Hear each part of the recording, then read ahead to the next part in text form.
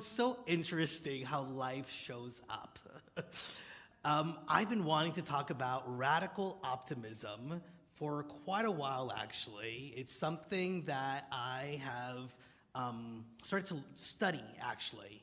And so here I am, so excited about it, and I get here early this morning, and Charles, our sound engineer, asks something to the lines of like, so how's your day going, or how's your morning going? And my response was, remember, radical optimism is the theme, and my response was, we'll see. And then without skipping a beat, and he didn't even know what the theme was, he was like, well, what are you talking about today? Oh, radical optimism. My day's gonna be amazing. My day's gonna be really, really great. But it's just interesting and it's funny and actually so appropriate, right? That I am reminded in that moment that radical optimism is a practice. It's not necessarily, some people have said that I'm a very optimistic person, and I am. I feel that I am, and I'm very grateful that I am. And it's a practice. It's something that I continue to work on, and it's something that I continue to uncover the places or the times where I don't allow that part of me to show up fully. And so the invitation for each of us this morning, if you want to take it on, is to just take a look in your own life, in the places where you are able to be radically optimistic, and the places where maybe we've been in a little bit of fear, a little bit of doubt, as that song said, like in the in-between, right? And the power that it has for us to, regardless of what is taking place, meet it with optimism.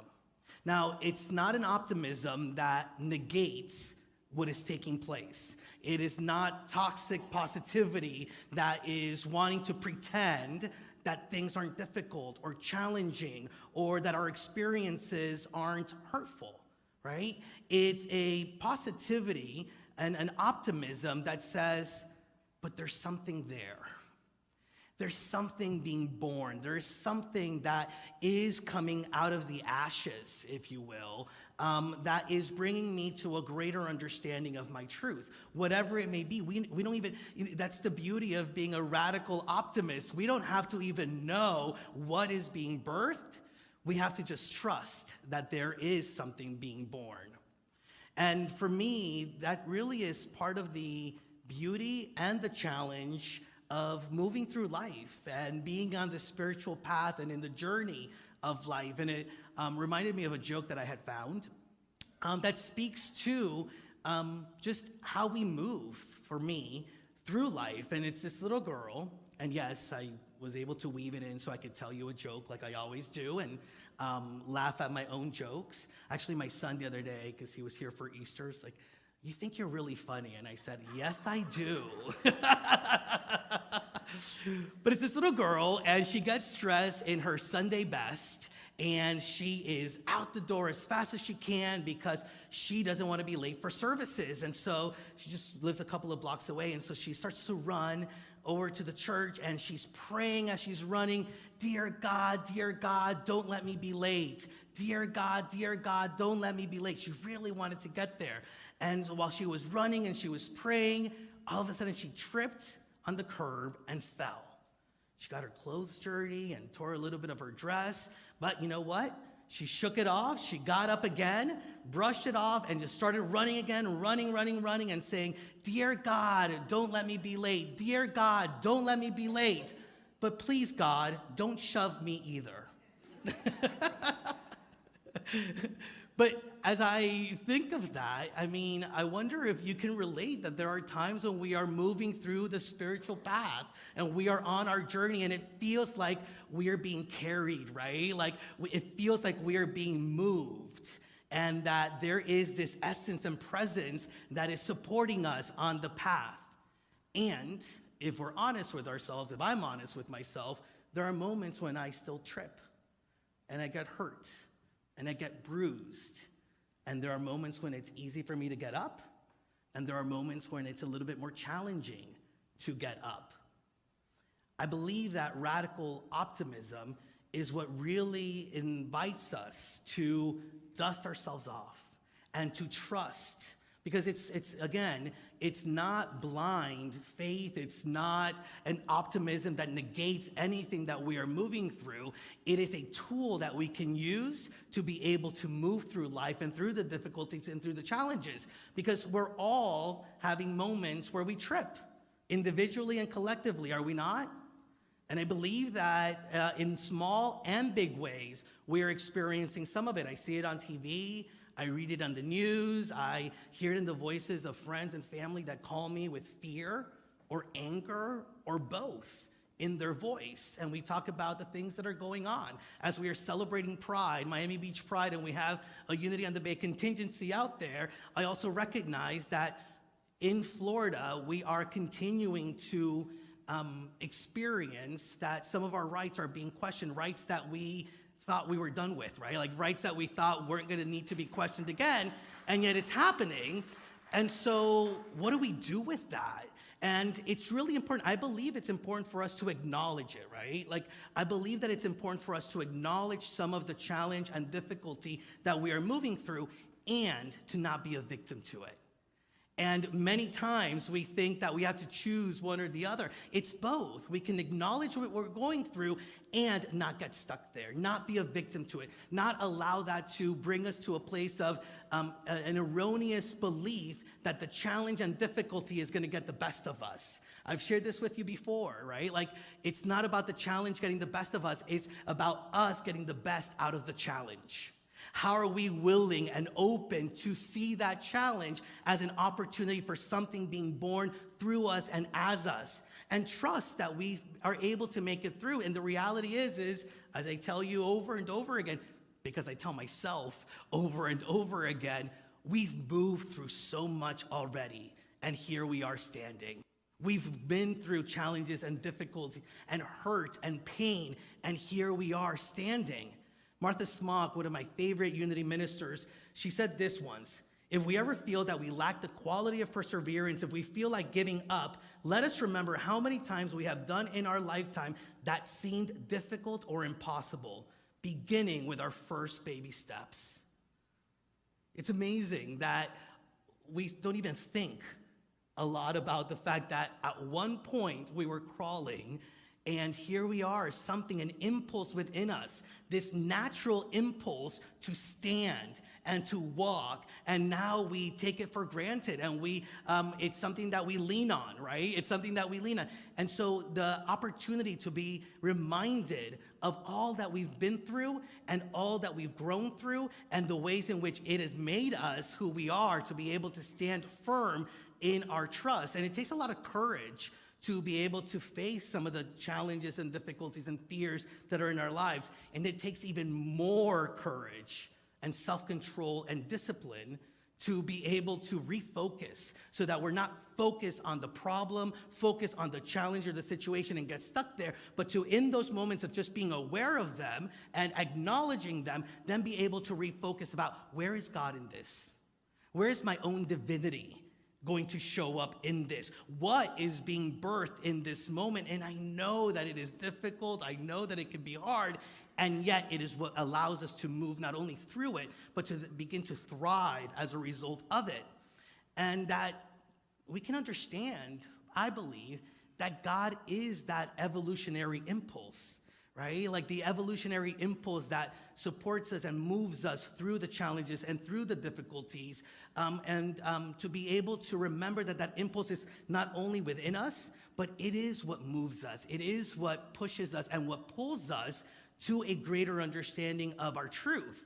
And we just moved through Holy Week and Easter, which is a masterclass in recognizing that in all challenge and all difficulty, evolution is taking place.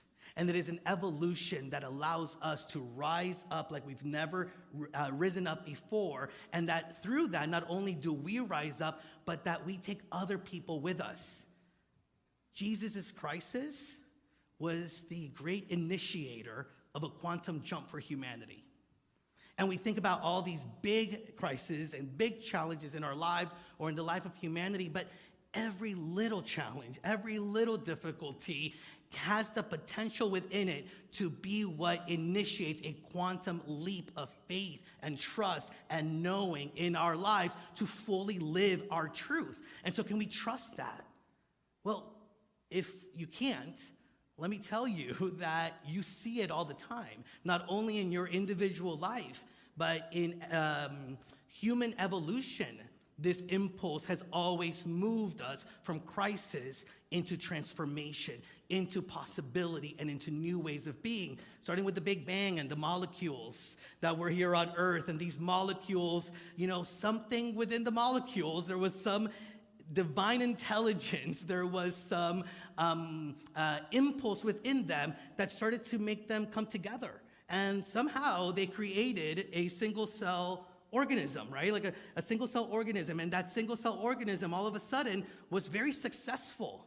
And it was successful until it moved into a crisis. And that crisis was that it was overpopulated, and the nutrients that they were eating or digesting or whatever single cell organisms do, taking it in, there was not much more of that. And all of a sudden it was crisis mode.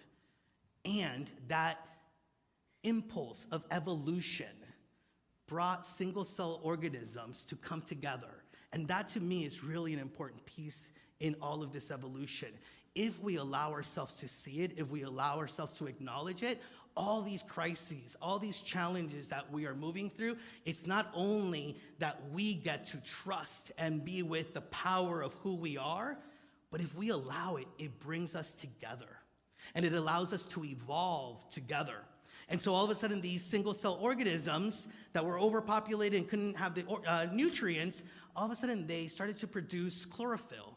And they all of a sudden, from this crisis, all of a sudden there was photosynthesis. And so these single cell organisms were able to take in the sun for energy. And guess what? It worked really, really well until it was the next time for a quantum jump, because all of a sudden they started producing oxygen. And oxygen was killing all these single cell organisms. And so they had to come together and become multi-cell organisms in order to be able to move through that. And once again, through crisis, came together and something new emerged. And there was a quantum jump. And I believe that there is a quantum jump that we already have within us that is pushing us forth in whatever it is that we are moving through. Are we willing to trust it? And the moment that we are willing to trust it, we can be very optimistic, not about other people, but optimistic about the possibility and optimistic about what is being born and how we are being reborn through the challenges, the difficulties, small and great. How can we leap together? Jesus did the same thing, right? With the crisis, it brought the apostles together. And then the apostles were able to emerge as the newness that took the message on.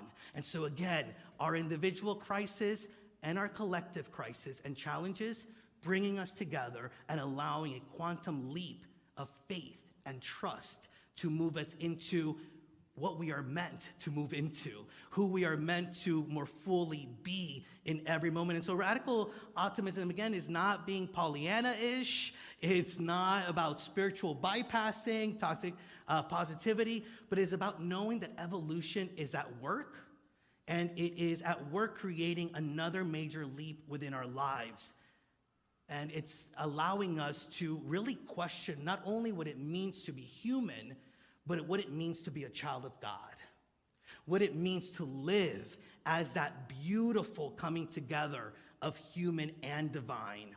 And we're being called to take that next conscious step in evolution and to move beyond the chaos and the challenges of our lives and our collective experiences and really come together in optimism. Now, I get it. Taking leaps is not easy sometimes, and it takes a lot of courage, and we have to move through a lot that in the past maybe we weren't willing or ready to move through, and it's time. Because something is being birthed. Whether we like it or not, something is being birthed. And so are we willing to go with it, allow it to be the impulse that moves us, or are we fighting it? There is something that is truly moving us forward. And I believe that that is God as creator. We talk about God as creator. Well, God is creating. And creation is continuing to unfold. And we are continuing to unfold as that creation. And we have to remember, I invite us to remember, I invite myself to remember that, yeah, we know that things are challenging and difficult and that some of the issues that we are facing are deep, and God is deeper. The very presence of God is deeper within us. That God is bigger than any problem or situation that we may be going through, and that we can be optimistic about recognizing not only that as our truth, but start living from the place of that truth. We can be radically optimistic about the possibility, and it takes a radical shift. And yeah, it's radical, but guess what? You're radical. I mean, think about it. Think about the way in which life has shaped up. Think about you being in this very room, a spiritual community that believes that all people are sacred, that we are not born of sin, but that we are born of blessing. That's radical, right? So you're already showing up as radical. Now we get to invite ourselves to be radically optimistic and shift our mentality. Are things falling apart, or are they falling together? Are we wanting to stay in the midst of the breakdown, or are we allowing ourselves to see it as the breakthrough? Where are we in this? How are we seeing the highest good at play? And if we aren't able to see the highest good yet, guess what? I believe then that situation is not over with. And we are not over with that situation. Raymond Williams says, to be truly radical is to make hope possible rather than despair convincing. To make hope possible rather than despair convincing. This is where we are invited to really live our hope and live our faith. It is to trust that we are moving through, that what we are moving through is what is going to guide us into the next evolution of who we are meant to be and how we are meant to show up. Now, hope for me, there are tools and practices where we can grow hope. And for me, one of them is being able to look back, right? Like being able to look back at all the things that we've been able to accomplish and move through. That gives me hope. The fact that we're here sitting together today, regardless of what happened to us, it brought us to this moment. That gives me hope. The fact that, as you know, Tony was saying at the earlier service, we are having Miami Beach Pride in the midst of everything that is going on, and in recognizing that 60, 70 years ago that wasn't possible, that gives me hope. Now, I remember reading many years ago, there was a story in Chicken Soup for the Soul. How many of you remember those, like 150 books? There was a Chicken Soup for the Soul for everything. But in one of them, which was The Surviving Soul, there was a story of these two oncologists. And they were talking to each other. And one of them was upset with the other because, you know, he was bitter. He says, you know, Bob, I just don't understand. We use the same drugs, we use the same dosage, we use the same schedule, and the same entry criteria, and yet I get a 22% response rate, and you get a 74% response rate. That's really unheard of, and how do you do it? And the response from the other doctor was, well, they're both using the same drugs, the same medicine, and it was etoposide, platinum, oncovin, and hydroxyurea, which they call EPOH. Well, instead of telling my patients that they're getting a drug called EPO or EPOH, I flip it around and I tell them that they're getting something called HOPE, hope. Flipping things around to be able to see the hope, to be able to trust what is going on, and to be able to acknowledge that evolutionary impulse that God is within us. That's what we get to emphasize. And having hope can make such a difference in our lives. One spark of hope can be what moves us to jump an abyss of fear and an abyss of doubt. Reminding ourselves of past challenges and how we are here is, I believe, one of the most beautiful ways in which we can engender and deepen our hope. We can also remind ourselves of what we have been promised, because in Isaiah chapter 66, verse 9, it says, I will not cause pain without allowing something new to be born, says the Lord. And so whatever the challenge or the situation in your past that you have pushed through and something has been birthed, and we have been able to lean on God before, and we can lean on this energy and consciousness and essence once again.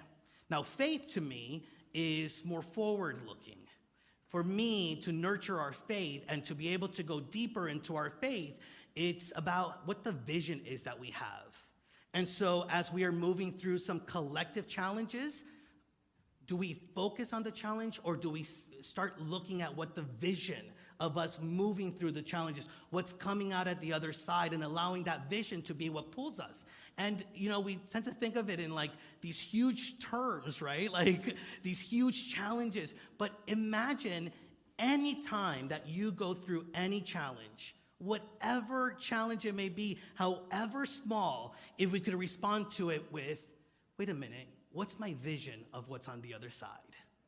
What is it that is being born in this moment? And holding on to that vision. Sue Sicking says, the new world will be brought forth by people who have the courage to look those appearances to the impossible dream, by those who will know that the dream is possible. But first you got to dream. So what is the dream? What is the vision that you have? And then how can you continue to remind yourself of that vision and trust that that vision is taking place? Because evolution is taking place. Giant leaps are being made, whether you see it or not. And the question is, where do you see it going? Where do you see these giant leaps going? And can you hold firm in that? And if you don't like the vision that you have of where it's going, what can you do to shift? What can you do to lean on God as the inspiration, and then ask the divine wisdom within you? I may not see it, but thy will. What is thy will for the vision of what is to be through me and as me? We are birthing a new reality, and we get to choose how we experience that birthing process. A few years back, actually 8 years back, I think my niece is 9, so maybe 9 years back, my sister had asked me to be her doula. And I went to the classes, and it was so interesting to find out that the contractions that a woman has while giving birth, it's these muscles, right? That are, one of them is going one way, another one is going the other way. And that's what causes the pain, but it's actually not that because the body naturally produces these oils that allow it to actually be smooth, right? And not hurt. Unfortunately, when fear shows up, those oils no longer are produced in the same quantity and amount. And because the oil's not there, but the fear is, that's what causes the contractions to be as painful as they can be. We are giving birth to something. We get to choose to do it through fear, which will be painful or more painful, or we get to do it through trust and allowance and be reminded of what is really taking place and allowing it to flow through us and as us. Regardless of however we may be experiencing, it's taking place. And can we trust that the crisis, the challenge, the difficulty will create transformation? That is truly not only the impulse of God within us, but that is the very nature of God as the creative, evolutionary energy that made us and is making our lives as us. And it's a new way that is emerging, and it is a new way that we can do together. Patricia Alberg, who writes quite a bit about radical optimism, says, collective awakening has begun. Many of us and our assumptions are being undone by its force. An era of human awakening is beckoning us to come together and discover a higher order of love, shared unity beyond separateness. That separation is not only happening person to person, but that separation is happening within us. And we are the ones that can say no longer. We can not only be in oneness with the divine, but we can be in oneness with trust, with faith, with hope, and with radical optimism. And I tell you, I do hold a great vision. I hold a great, great dream of what is possible, and I trust that it is being born and it is moving through us. And so I'm grateful that we can give it birth together. Let us do so through radical optimism, trust, hope, faith, and the remembrance that we are one together. Namaste. Thank you so much for visiting our YouTube channel. We post new videos every week to keep you positive, present, and inspired to your divinity. Please click on the subscribe button below and also that notification bell. Remember to share this with your friends and your family, those that you know will be inspired just like you have been. And always remember that we love you, that we bless you, that we behold the Christ in you, and we see you doing great things. Thanks and take care.